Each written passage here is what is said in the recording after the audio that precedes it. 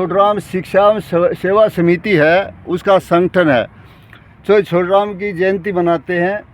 और आज ये संगठन के अध्यक्ष मलिक साहब बनाए हैं, उसके ऊपर यह समिति मलिक साहब को सम्मानित करी है छोटराम की प्रतिमा से। बहुत बढ़िया।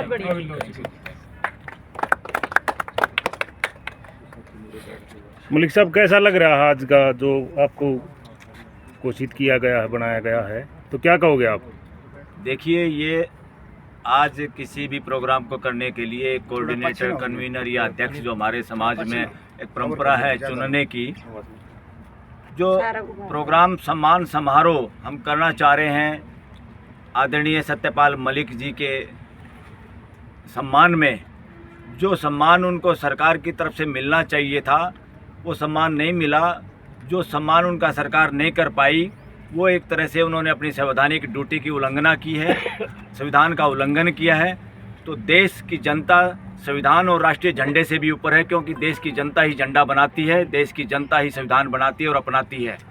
तो इसलिए जिस काम को सरकार नहीं कर पाई, और बहुत बार जिस काम को सरकार अगर गैरकानूनी तरीके से करती है या काम नहीं करती संविधान के हिसाब से, तो हाई कोर्ट और सुप्रीम कोर्ट की ड्यूटी होती है उसके बारे में संज्ञान लेने की।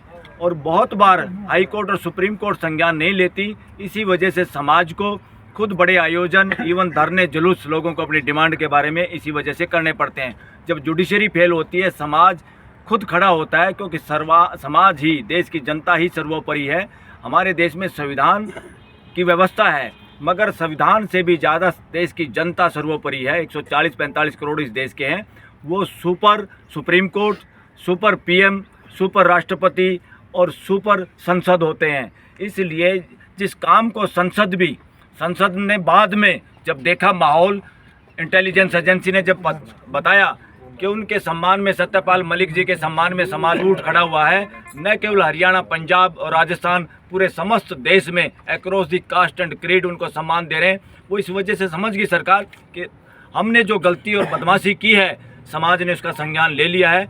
और इसलिए दिल्ली में पूरा एक राष्ट्रीय स्वाभिमान सभा का आयोजन किया जाएगा, जिसमें न केवल सत्यपाल मलिक जी को सम्मान दिया जाएगा, देश के उन किसानों को जिनकी शहादत किसान संघर्ष के वक्त हुई, जो गैर कानूनी कानून पास किए थे पार्लियामेंट में कोरोना के समय में, जो संविधान का उल्लंघन था, जो बदमाशी थी पार्लियामेंट के पार्ट पे, उस लोगों को भी पहली बार देश रामलीला ग्राउंड में 10:30 बजे प्रोग्राम शुरू होगा।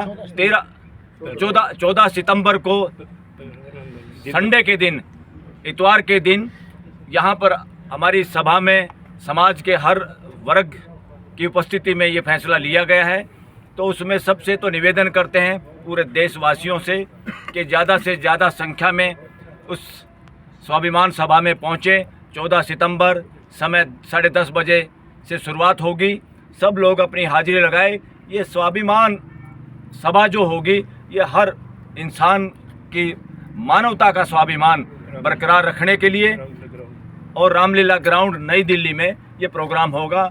आप सबसे निवेदन है, सब इसमें पूरी संख्या में कोशिश करें, हर गांव से, हर मोहल्ले से, हर देश के कोने से लोग इसमें पहुंचे, क्योंकि दिल्ली के नज़दीक हरियाणा, पंजाब, राजस्थान और यूपी का जो हिस्सा है, उससे उम्मीद ज़्यादा करता है ये देश कि वो लोग भारी संख्या में इसमें अपनी उपस्थिति दर्ज करेंगे और पूरे देश के लोगों के मान सम्मान और स्वाभिमान को बरकरार करने का काम करेंगे।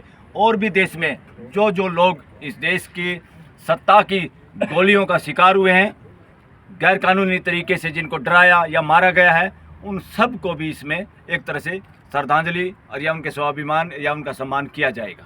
Thank you. अमर रहे, हमारा भाईचारा जिंदाबाद, जिंदाबाद, जिंदाबाद, हमारा भाईचारा जिंदाबाद, जिंदाबाद, चौधरी छोटूराम अमर रहे, अमर रहे, अमर रहे। अंकल जी आज लाइए आप एक बार फोटो।